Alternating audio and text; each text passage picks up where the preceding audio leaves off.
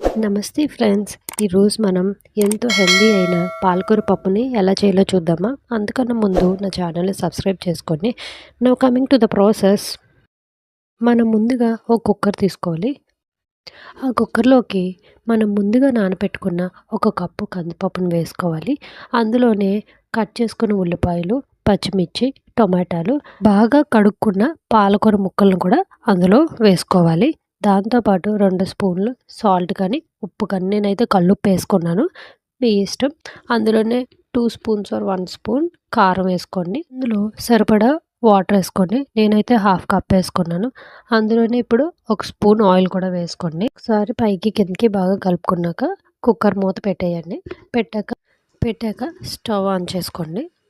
4 to 5 whistles వచ్చినంత వరకు wait చేయండి. ఒక 5 విజిల్స్ వచ్చాక ఆఫ్ చేసేయండి స్టవ్ని.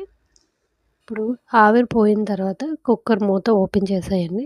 ఓపెన్ చేసాక పప్పు ఉడికిందో లేదో అని ఒకసారి చెక్ చేసుకోండి. చెక్ చేసుకున్నాక అందులో ఇంకొంచెం వాటర్ ఉంటుంది కదా, దానికోసం మళ్ళీ మనం స్టవ్ వేసుకొని ఒక 1 మినిట్ వాటర్ ఎక్కిపోయినంత వరకు ఉడకపెట్టుకొని పక్కకు తీసేసుకోండి. మెయిన్ ప్రాసెస్ పప్పుకి అసలైన టేస్ట్ వచ్చేది పోపు ద్వారానే.